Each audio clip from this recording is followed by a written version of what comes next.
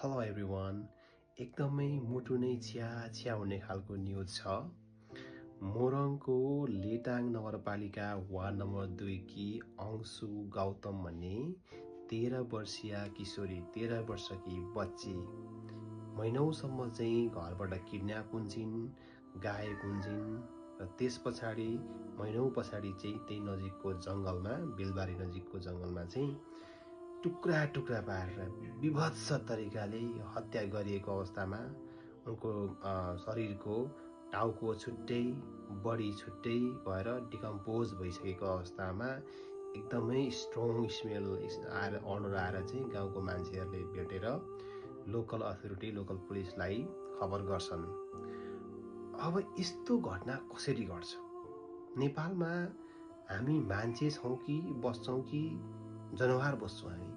हाम्रा भाइ बहिनी हाम्रा छोराहरू जनावर भएर निस्किरहेछन् कि शिकारी भएर निस्किरहेछन् कि हामीले उनीहरूलाई चाहिँ मान्छे बनाइरहेका छौँ? तपाईँ हामी सबैको जिम्मेवारी होइन? तपाईँ हामी हाम्रा छोरीहरूलाई समाजमा हिँड्दाखेरि सुरक्षित बनाउनु, हाम्रो समाजलाई सुरक्षित बनाउनु तपाईँ हामी सबैको कर्तव्य होइन? के ती हाम्रा नानीहरूले, ती हाम्रा छोरीहरूले, कलिला अबोध छोरीहरूले, कक्षा 5 मा पढ्दै गरेका नानीहरू बलात्कार हुन्छन्।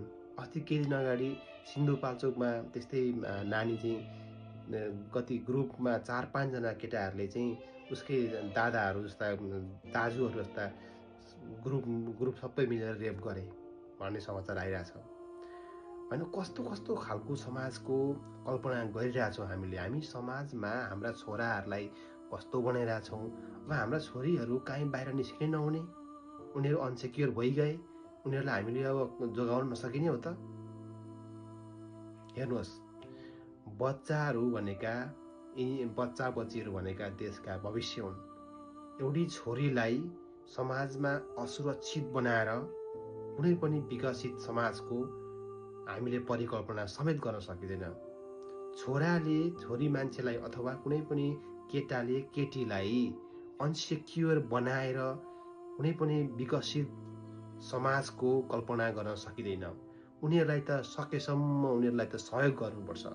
उनीहरूलाई त माथि उठ्नको लागि हामीले हाम्रो ठाउँबाट सकेको सहयोग गर्नुपर्छ र उनीहरूको हक हितको लागि एडभोकेसी गर्नुपर्छ। तपाईँ छोरा मान्छेहरूले पनि सुन्नुहोस्, छोरा मान्छेहरूले पनि एउटै छोरी मान्छेलाई उसलाई चाहिँ मिसबिहेभ गर्दैमा तपाईँ चाहिँ तपाईँको पुरुष स्वार्थ देखिने होइन। त्योभन्दा